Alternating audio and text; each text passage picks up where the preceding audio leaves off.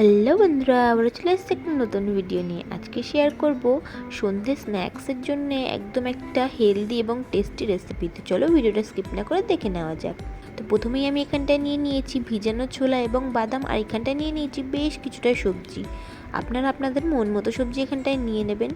তো আমি এখানটায় প্রথমেই দেখো রেসিপিটার জন্য কড়াইতে দিয়ে দিয়েছি পরিমাণ মতো তেল। তারপরে কারি পাতা ফোড়নে দিয়ে যে বাদামগুলো ছিল সেগুলোকে ভালো করে ভেজে নিচ্ছি। বাদামগুলো যেহেতু কাঁচা বাদাম, তাই ভালো করে ভেজে নেওয়ার পরে এর মধ্যে দিয়ে দিলাম সব রকম সবজি। আমি কিন্তু এখানটা অনেক রকম সবজি নিয়েছি, আপনারাও আপনাদের মন মতো সবজি নিয়ে নেবেন। তারপর এখানটায় সবজিগুলো একটু নাড়িয়ে চাড়িয়ে ভেজে নেওয়ার পরে যে ভিজানো ছোলাগুলো ছিল সেগুলোও অ্যাড করে দিলাম। দিয়ে এর মধ্যে এবার দিয়ে দেব নুন, পরিমাণ মতো হলুদ এবং সামান্য একটু জিরে গুঁড়ো এবং লঙ্কা গুঁড়ো। আপনারা আপনাদের স্বাদ মতো এগুলো কিন্তু মশলাটা একটু দিয়ে নেবেন। তারপরে সব কিছুকে নাড়িয়ে চাড়িয়ে খুব ভালো করে ভেজে নিতে হবে।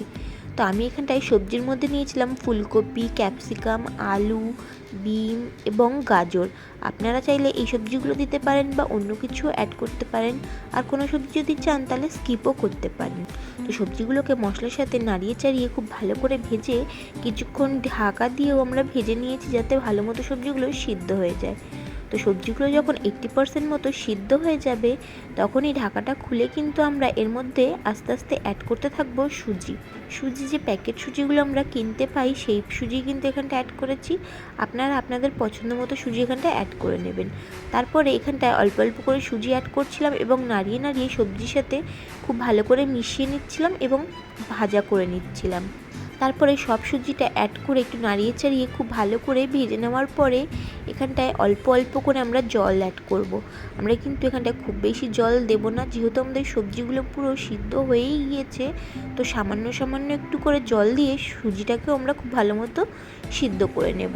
আর একদম লাস্টে আমি একটু স্বাদের জন্যে চিনি দিয়েছিলাম। আমি আমার স্বাদ মতো দিয়ে নিয়েছিলাম, আপনারা আপনাদের স্বাদ মতো দিয়ে নেবেন। আর নুনটাও একটু কম ছিল, তাই একটু নুনটাও দিয়ে নিলাম আমার টেস্ট করে দেখে নেওয়ার পরে। আপনারাও এরকম একটু টেস্ট করে দেখে নেবেন, নিয়ে আপনাদের স্বাদ মতো মশলাগুলো একটু অ্যাডজাস্ট করে দিয়ে নেবেন। তারপরে আবারও একটু জল দিয়ে আবারও সব কিছুকে নাড়িয়ে চাড়িয়ে খুব ভালো করে মিশিয়ে নিয়েছি। আর আমাদের সুজির উপমা কিন্তু একদম রেডি হয়ে গেছে। তো দেখতেই পাচ্ছ কতটা টেস্টি এবং হেলদি একটা রেসিপি। আর এই রেসিপিটা যদি আপনারাও বানিয়ে দাও, বাচ্চা থেকে বড় কিন্তু সবাই খুব মজার সাথে খাবে। তো আপনারাও কিন্তু এই রেসিপিটা অবশ্যই বাড়িতে ট্রাই করবে, আর আমাকে কমেন্ট করে জানাবে যে আপনাদের কেমন লাগলো। ভিডিওটি ভালো লাগলে অবশ্যই একটি লাইক করবেন এবং শেয়ার করে দিও। আরও নতুন নতুন ভিডিও দেখার জন্য চ্যানেলটিকে সাবস্ক্রাইব করে পাশে থাকবে। বাই।